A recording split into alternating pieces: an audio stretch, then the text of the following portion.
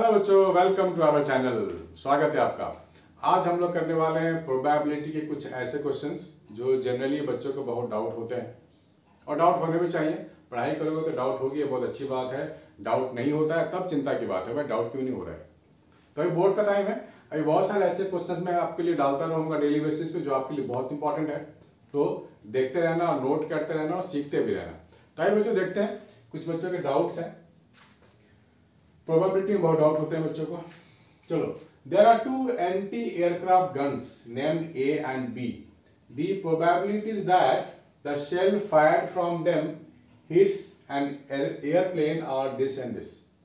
Hit करने की probability है वो ए के लिए और बी के लिए। Both of them fired one shell at an aeroplane the same. दोनों फायर करते हैं। तो सबसे पहले देखो कि ए और बी के फायर करने की प्रोबेबिलिटी, दोनों की सेम प्रोबेबिलिटी होगी। ए और बी के फायर करने की प्रोबेबिलिटी, दो एंटी एयरक्राफ्ट गन है। आजकल वार का टाइम चल रहा है ना, जिसको देखो वार, तो वहां पे इसलिए ज्यादा अच्छा एग्जांपल दिया गया anti aircraft gun. Russia Ukraine वार, अजरबैजान और दूसरा वहां भी वार है, सीरिया में वार चल ही रहा है, इराक में वार चल ही रहा है। तो दोनों की फायर करने की प्रोबेबिलिटी सेम है, 1/2 1/2। ठीक है ना। तो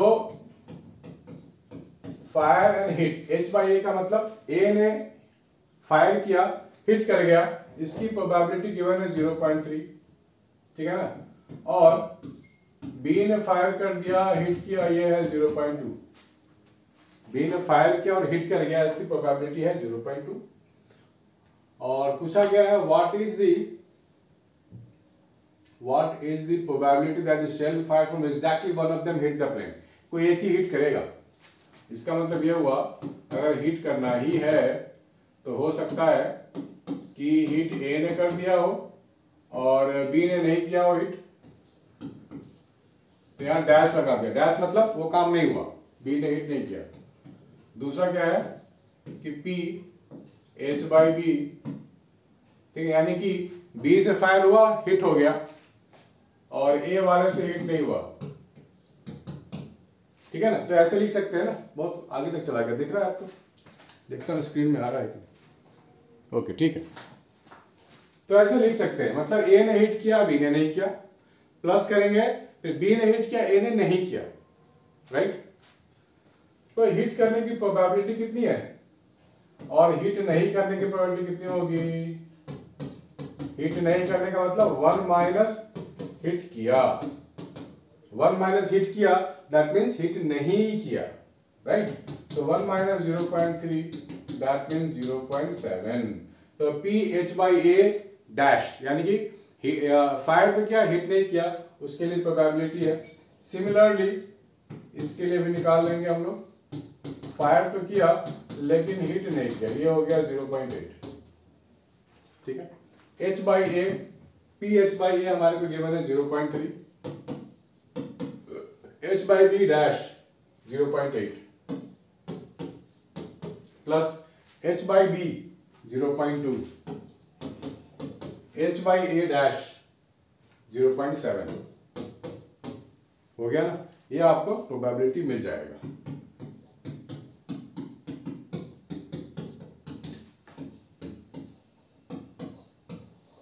.38 आएगा ये, 0.24 प्लस 0.14, ये 0.38 आएगा।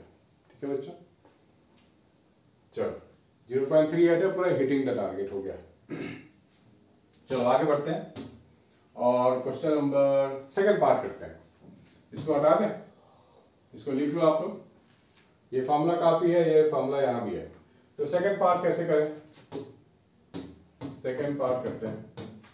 It is known that shell fired from exactly one of them hit the plane.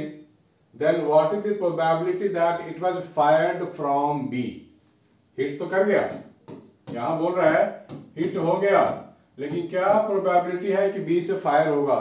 यही तो हमने सीखा था ना बेस थ्योरम में, कंडीशनल, जो कंडीशन लग जाता है। फायर नीचे में हिट हो चुका है, लेकिन प्रोबेबिलिटी फाइंड करने की B से फायर किया गया है। तो क्या लिखेंगे formula? P/B into PH, sorry PB, upon P H by B into P B plus P H by A into P A. ठीक है ना, ये बी है बच्चों, मैं इसको साफ कर देता हूँ। This is B only, this is B. ठीक है ना, P H by B, H by B क्या है 0.2 into P B, P B 1/2 है। पी एच बाई बी, इसको रिपीट कर दो ना, 0.2 into 1/2 plus P H by A, H by A है 0.3 इंटू पी ए अगेन 1/2। ठीक है ना, ओके। तो सॉल्व कर लो, तो 1/2 1/2 1/2 कट हो जाएगा, ये 0.2 अपॉन 0.5 2/5। ठीक है बच्चों, ये सेकंड पार्ट हमारा हो गया। इसको अच्छे से लिख लो। कोई डाउट होता है, मन में कोई शंका है तो कमेंट बॉक्स में जाके आप कमेंट कर सकते हो, या मुझे व्हाट्सएप भी कर सकते हो, कॉल भी कर सकते हो। बस मुद्दा ये है कि आपको बोर्ड में तो कोशिश यही रहेगी कि फुल तो आनी चाहिए। बोर्ड में तो फुल आ भी जाते हैं बच्चों के, तो आप लोगों के भी आ सकते हैं, कोई बहुत बड़ी बात नहीं है। तो question number second, according to an educational board survey, it was observed that class 12 students apply at least 1 to 4 weeks ahead of the college's application deadline, 1 to 4 week पहले। Let X represent, है ना, at least लिखा हुआ, at least 1 to 4 weeks, मतलब 1 हफ्ते से 4 हफ्ते, कम से कम इतना टाइम तो लगता है फॉर्म भरने में, अप्लाई करने के इतना टाइम पहले। Let X represent the week, X क्या है, week when an average student applies ahead of a college application deadline and the probability of students to get admission in the college is this। probability है ये admission होने का, x क्या है, number of weeks ahead you apply for the form, where k is a real number है। based on the above information answer the following questions, find the value of k। ध्यान से आ जाओ, ये probability distribution हो रहा है, यहाँ पर x वैरी करेगा तो प्रोबेबिलिटी v वैरी करेगा। तो सबसे पहले आप टेबल बना लो, क्या करो, सबसे पहले आप टेबल बना लो, x की वैल्यू 0 1 2 3 4, 4 के बाद तो 0 0 है, कोई मतलब नहीं है लिखने का। तो x 0 1 2 के लिए यही प्रोबेबिलिटी है। x अगर आप 0 लोगे तो प्रोबेबिलिटी कितना मिलेगा आपको, 0 मिलेगा। ठीक है ना, और x यहाँ 1 लोगे तो प्रोबेबिलिटी क्या मिलेगा, k/6 मिलेगा। x अगर आप यहाँ पर 2 लोगे तो प्रोबेबिलिटी क्या मिलेगा, k/3 मिलेगा। ठीक है ना, सिमिलरली x, अब 3 की बात करेंगे तो ये फॉर्मूला अप्लाई करेंगे, 3 तो ये हो जाएगा 1 माइनस के, और यहाँ 3 लेंगे तो नीचे 2 आ जाएगा। 4 लेंगे तो यहाँ 2k मिल जाएगा आपको। ठीक है ना, तो ये आपने एक प्रोबेबिलिटी डिस्ट्रीब्यूशन बना लिया। के फाइंड करनी है, पहला पार्ट है क्वेश्चन का। तो हमने पढ़ा था ना कि जब भी हम लोग प्रोबेबिलिटीज को ऐड करेंगे, तो 1 ही होता है ना, मतलब किसी भी इवेंट के लिए टोटल प्रोबेबिलिटी 1 से ज्यादा तो हो ही नहीं सकता। तो सबको ऐड करो, वी विल गेट 1। तो ऐड कैसे करेंगे, k/6 plus k/3 plus 1 minus k/2 plus 2k is equal to 1 plus 2k is equal to 1। ये मिल गया आपको, दिख रहा है, ज्यादा लेफ्ट में तो नहीं हो गया, हाँ ठीक है, दिख तो रहा है। तो यहां से k की वैल्यू निकाल लेते हैं, तो ये हो जाएगा मेरे पास 9k/18 plus 1/2 minus k/2 plus 2k is equal to 1। ठीक है ना, k के 3 टर्म है, तो 9k/18 का क्या मतलब हुआ, k/2, ये तो k/2 है, k/2 minus k/2 plus 2k is equal to half, तो k मुझे मिल गया 1/4। k क्या मिल गया 1/4, तो पहली वैल्यू तो आ गई, k की वैल्यू 1/4, k की वैल्यू कितनी 1/4।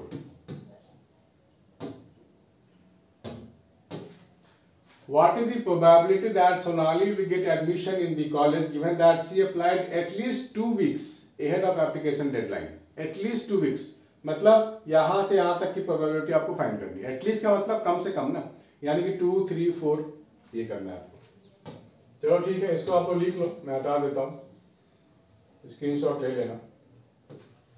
ठीक है, सेकंड पार्ट की ओर पढ़ते हैं, पार्ट बी की ओर। जब भी प्रोबेबिलिटी डिस्ट्रीब्यूशन में ऐसा कुछ दिया गया हो कि what is the probability that Sonali will get admission in the college given that she applied at least 2 weeks, यानी कि x की वैल्यू एटलीस्ट आपको 2 लेनी है, यानी कि 3 भी लेनी पड़ेगी, 4 भी लेनी पड़ेगी।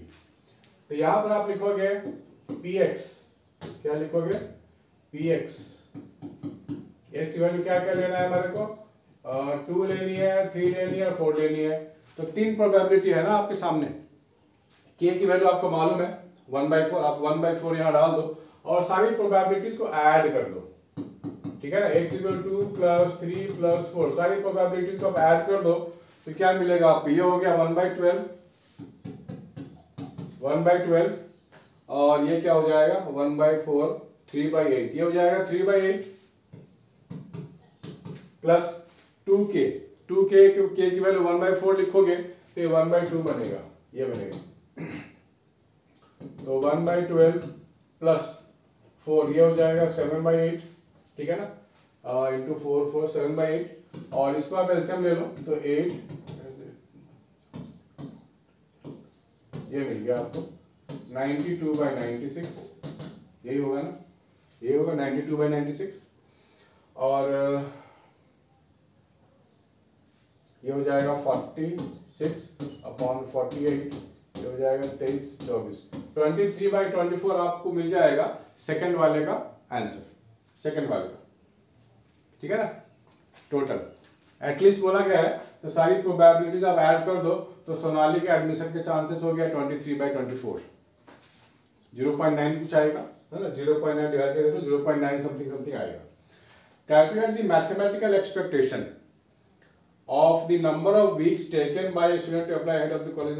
देखो नंबर ऑफ वीक, देखो यहाँ पे क्या है, एक्सपेक्टेशन की बात हो रही है। जब भी एक्सपेक्टेशन की बात होती है तो क्या करते हैं हम लोग, जब भी एक्सपेक्टेशन की बात होती है या मीन की बात होती है तो क्या करते हैं, एक्सपेक्टेशन होता है समेशन ऑफ x px, पूरा इसको सम कर दो, मल्टीप्लाई करके सम कर दो, 0 × 0 0, 1 × k/6 k/6, ठीक है ना, 2 × k/3 तो 2k/3, 3 × 1 - k/2 तो यहाँ लिख लो प्लस 3 × 1 - k/2 प्लस 4 × 2k यानी कि 8k हो गया। k की वैल्यू मालूम है 1/4, k की वैल्यू वहां डाल दो, सबको ऐड कर दो, हो गया। इजी है, लिख लो बच्चों फटाफट, फिर आगे करते हैं।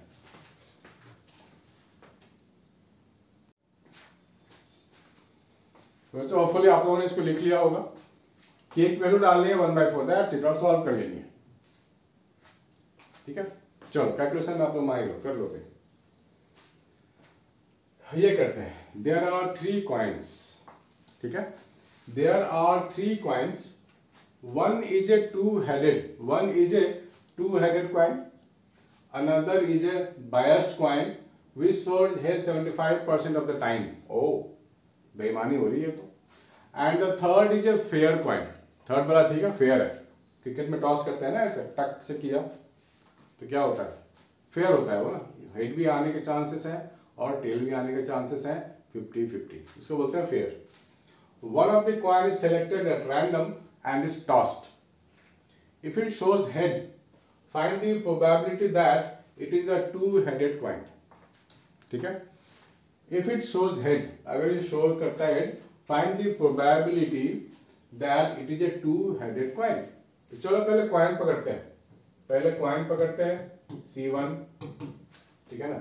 अब देखो 3 कॉइन है तो 3 में सिलेक्शन की पहले प्रोसेस करते हैं ना, जैसे हमने एंटी एयरक्राफ्ट गन में 2 गन थे तो सेलेक्ट करेंगे पहले, या कभी दिया होता है ना ए बैग 2 बैग कंटेंट्स, तो पहले बैग को सिलेक्ट करते हैं।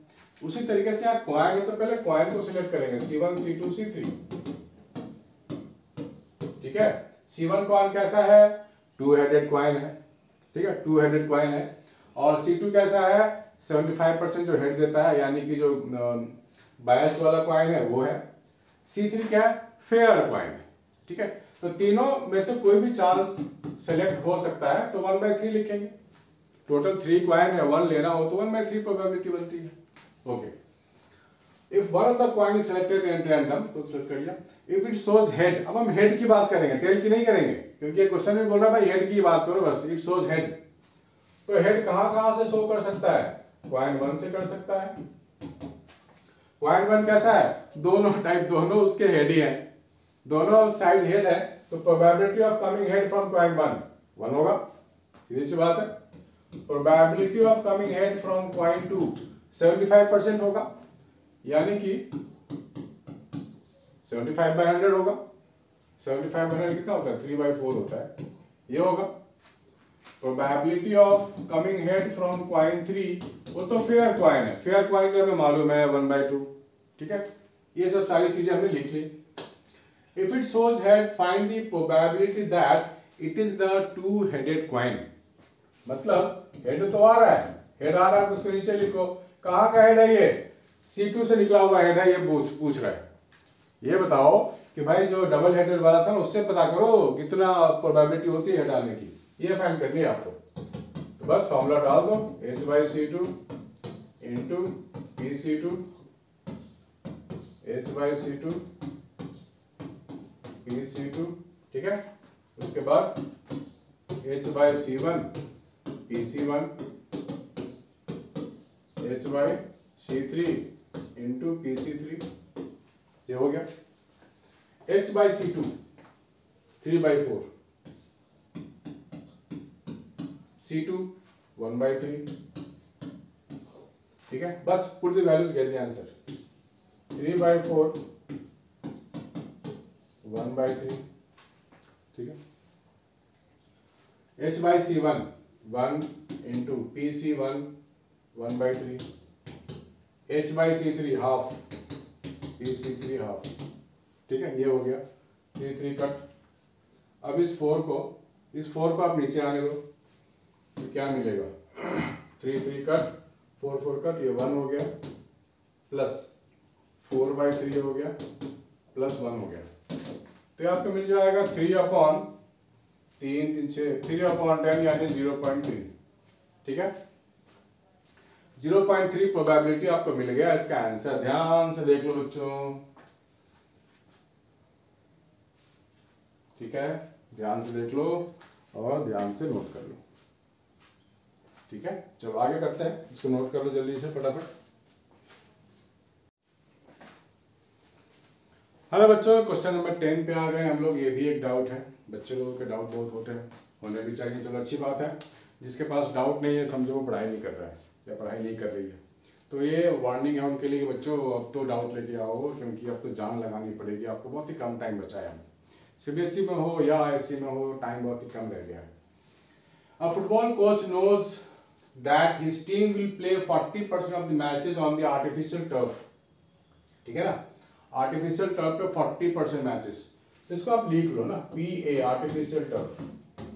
40% का मतलब हो गया 0.4, और एक नेचुरल ग्रास होता है ना, दो तरीके के मैच लोग खेलते हैं ना, ठीक है, फुटबॉल में। एक तो नेचुरल टर्फ होता है, नेचुरल ग्रास होता है जो कि ग्राउंड का ओरिजिनल ग्रास है। दूसरा उसके ऊपर एक मैट जैसा लगाया जाता है ना, बिल्कुल चिपका के, लगता है कि असली में वो घास ही होगा, तो वो उसको बोलते हैं नेचुरल। तो नेचुरल के लिए 0.6 लिखेंगे, ठीक है ना। 40% आर्टिफिशियल टर्फ होता है, तो ऑब्वियस सी बात है कि 60% नेचुरल ग्रास पे खेलते हैं फुटबॉल, ठीक है। अब यहाँ बोला गया है कि playing on the artificial turf are 50% higher, injury होने की हाई है ना। He also knows that from the past performances that a player's chances of getting a knee injury while playing on the artificial turf are 50% higher than that while playing on the natural grass. The probability that a player will get injury while playing on the artificial is 0.42. लेकिन आपको इसको line को ध्यान से समझना है, 50% वाले को। He also knows that from the past performances a player's chances of getting a knee injury बहुत होती है ना फुटबॉल में, while playing on the artificial turf are 50% higher, 50% ज्यादा है आर्टिफिशियल टर्फ की इंजुरी। तो यहाँ पर मैं लिख रहा हूँ इंजुरी आर्टिफिशियल टर्फ, और यहाँ पे लिख रहा हूँ इंजुरी नेचुरल वाला, लिख सकते हैं ना ऐसे ऐसे। तो नेचुरल वाले से 50% ज्यादा इंजुरी होती है आर्टिफिशियल में, 50% हाई है। तो नेचुरल वाले की अगर मैं x मान लूं, चलो x प्रोबेबिलिटी होगी इंजुरी होने की नेचुरल वाले के लिए, तो इसमें कितना हो जाएगा x प्लस एक्स इंटू 50/100, 50% ज्यादा है इसमें, ये कितना हो जाएगा x इंटू 1.5, 0.5 ये हो गया हमारा। लेकिन इस पूरे की वैल्यू क्या रहा है 0.42 है, 0.42 द प्रोबेबिलिटी दैट, ध्यान से पढ़ो बच्चों, बार बार पढ़ो, the probability that a player will get knee injury while playing on the artificial turf is 0.42। इस पूरे की वैल्यू कह रहा है 0.42 है, तो यहां से आप x तो निकाल ही सकते हो ना इस इक्वेशन से, 0.42 अपॉन 1.5, ठीक है ना, ये आप निकाल सकते हो। तो कैसे लिखेंगे हम लोग, 42 upon 15 into 10 to power -2 into 10 to power -1, ये हो गया 42 अपॉन 15 इंटू 10 टू पावर -1। इसको आप थोड़ा सा सिंप्लीफाई और कर लो, ये हो गया 14 3 जा, ये हो गया 5 3 जा, ठीक है ना, यानी कि 14/50 हो गया, यानी कि 7/25 हो गया, 7/25, ठीक है ना, कुछ गड़बड़ तो नहीं है, 14/50 7/25 होता है, यानी कि 7/25 क्या निकल के आ गया आपको, ये निकल के आ गया 7/25 प्रोबेबिलिटी, और 0.42 तो था ही पहले वाला, 0.42 ये था ही, 0.42 ये था, ठीक है, तो ये सब हम लोगों ने निकाल लिया।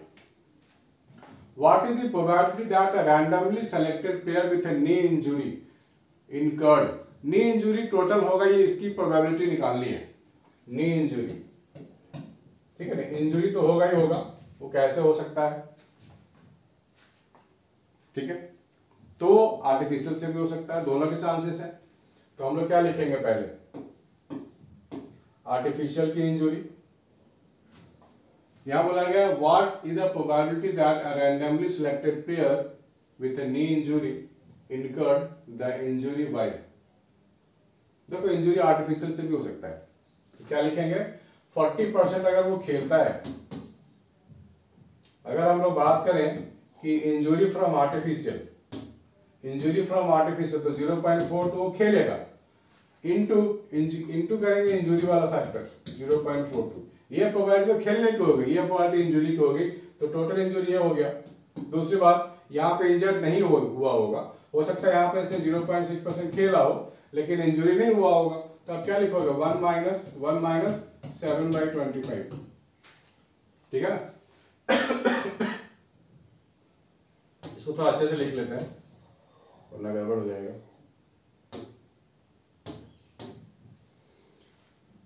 What is the probability that a randomly selected player with a knee injury incurred? तो सबसे पहली बात यह है कि नी इंजरी होने की प्रोबेबिलिटी हमने दोनों केस की निकाल ली। अब ये किसमें इंजरी पूछ रहा है, ये क्लियर नहीं है इस क्वेश्चन में, बच्चे का डाउट भी है लेकिन ये मुझे लग रहा है कि क्लियर नहीं है। What is the probability that a randomly selected player with a knee injury incurred the injury while nothing is given, nothing is given। तो हो सकता है ये इंजरी उसको मिली हो आर्टिफिशियल टर्फ के कारण, ठीक है। तो हम लोग ये काम कर सकते हैं, आर्टिफिशियल का इंजरी होगी तो पहले तो खेलने दो उसको 0.4 प्रोबेबिलिटी इनटू इंजरी 0.42, ये इंजरी का केस मिल गया, प्लस हो सकता है इंजरी उसको आर्टिफिशियल वाले से मिली हो तो 0.6 इंटू 7/25 ऐसे कर सकते हैं हम लोग। अगर क्वेश्चन पूछा क्लियर होता तो शायद हम ज्यादा क्लियर आंसर दे सकते थे, मुझे लगता है कुछ इसमें गड़बड़ है। हालांकि इंजरी होने की प्रोबेबिलिटी हमने पूरी निकाल ली है, ये पूरी इंजरी होने की प्रोबेबिलिटी है ये। अब अपना आंसर चेक कर लेना, मेरे पास आंसर नहीं है इस पे। दूसरा ट्राई करते हैं, question number 10, a bag contains 3 red and 7 black balls, ठीक है ना। Bag contain 3 red and 7 black balls, तो बढ़िया है, हमारे पास रेड बॉल है, ये रेड हो गया, दूसरा ब्लैक है, तो ब्लैक के लिए तो बोर्ड ही ब्लैक है, ऐसे ही ब्लैक कर दो। If two balls are selected at random one by one without replacement, ध्यान से देखना बच्चों, वन बाय वन सेलेक्ट किया गया है without replacement. If the second selected ball happens to be red, second वाला रेड है, ये मान लो सेकेंड बॉल सेलेक्ट किया गया और रेड है, तो पहला कौन सा हो सकता है? पहला तो ब्लैक हो सकता है, या फिर पहला रेड भी तो हो सकता है, पहला रेड भी हो सकता है। भाई सेकंड सेलेक्टेड अगर मेरे पास अगर रेड है, दो ही तो बॉल है, रेड और ब्लैक। अगर सेकंड वाला बोल रहा है if the second selected ball happens to be red, तो पहला तो रेड या ब्लैक, दो ही पॉसिबिलिटी, ठीक है ना, दो ही पॉसिबिलिटी है। तो पॉसिबिलिटी नंबर वन पहला ये, तो दूसरा ये। Possibility number two, possibility number एक, पॉसिबिलिटी नंबर टू, पहला रेड दूसरा भी रेड हो सकता है। तो इसकी प्रोबेबिलिटी निकाली, the second if the second selected ball happens to be red, what is the probability that the first selected ball is red. तो पहले बात कर लेते हैं ब्लैक और रेड की, पहला ब्लैक दूसरा रेड, ठीक। तो ब्लैक जो होगा, पहला ब्लैक, तो मैं B1 लिख लेता हूं ताकि पहला ब्लैक लगे। पहला ब्लैक होने की प्रोबेबिलिटी क्या होगी? 7/10 यानी कि 0.7। दूसरा, जब ब्लैक ले चुके हैं, दूसरा रेड होने की प्रोबेबिलिटी क्या होगा? R2। कब? जब ब्लैक 1 ले चुके हैं, तो रेड होने की प्रोबेबिलिटी कितनी होगी? 3/9 होगी ना भाई। 10 तो टोटल बॉल है, उसमें हम पहले ब्लैक ले चुके हैं और यहां लिखा हुआ है विदाउट रिप्लेसमेंट, हमने उसको रिप्लेस किया ही नहीं, विदाउट रिप्लेसमेंट, तो टोटल 10 में से 9 ही बचेंगे। और रेड तो यहाँ पहले हमने लिया ही नहीं था, तो तीनों के तीनों रेड बचे रहेंगे, तो हो जाएगा 3/9, ठीक है ना। चलो दूसरा केस हो सकता है पहला रेड हो, PR1, पहला रेड होने की प्रोबेबिलिटी 3/10 यानी कि 0.3, ठीक है ना। और दूसरा रेड, जब पहला हम ले चुके हैं तो उसको नीचे लिखते हैं ना, जो हैपन हो चुका है, जो खत्म हो चुका है, जो ले चुके हैं वो नीचे होता है। R1 ले चुके हैं तो R2 की प्रोबेबिलिटी कितनी होगी बताइए, कितनी होगी? 2/9 होगी। पहले 3 था, एक रेड हमने पहले ले लिया, तो 2 रेड बचा, टोटल 9 बचा, तो 2/9 हो गया। बढ़िया ना। हमें क्या बोला गया है फाइंड करने को?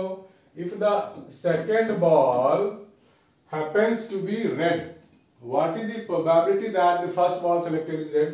यानी कि R1/R2, इसकी प्रोबेबिलिटी आपको निकालनी है। तो जो नीचे होता है ना, नीचे वाला टर्म वो हो चुका है, R1 क्या होगा ये बताना है। तो इसके लिए क्या लिखेंगे हम लोग? PR2/R1, PR1 और PR2/R1। आपको दिख रहा है बच्चों में? काफी साइड तो नहीं आ गया? ओके ठीक है, काम चल जाएगा। और ये हो जाएगा PR1, ठीक है ना, प्लस P, दूसरी बार ठीक है R2/B1, है ना, R2/B1 और दूसरा है B1, ये टोटल चीजें ये, ठीक। तो कर लेते हैं कैलकुलेट। R2/R1 2/9 और PR1 क्या है? PR1 है 0.3, इसको फिर से रिपीट कर लो, 2/9 into 0.3 plus R2/B1 2/9 into B1 0.7, हो गया ना। इसको आप कैलकुलेट कर लो, बड़े आराम से आपका आंसर आ जाएगा, ठीक है बच्चों। कैलकुलेशन ही और कुछ नहीं है। 12th में आ गए हो, बोर्ड खत्म होने वाले हैं, कॉलेज में आप जाने वाले हो, इतना कैलकुलेशन आपको बच्चे करना पड़ेगा खुद से, ठीक है ना। अच्छे से कर लो, कैलकुलेटर का इस्तेमाल कर लो, कोई बात नहीं। एग्जाम में तो खैर IST वालों को अलाउड है, CBSE वालों को तो अलाउड ही नहीं है, ठीक है। तो बच्चों कोई बात नहीं, आज तो इतना ही है। और भी कोई डाउट है तो आप मुझे भेज सकते हैं, बिंदास वीडियो बनाऊंगा मैं सबके लिए, क्योंकि एक का डाउट बहुत लोगों के लिए काम आने वाला है, ठीक है ना। चलो बच्चों, अगर आपको पसंद आया हो तो लाइक शेयर कमेंट जरूर करना। मिलते हैं नेक्स्ट वीडियो में और नेक्स्ट ऑफलाइन क्लास में भी। बाय बच्चों, टेक केयर।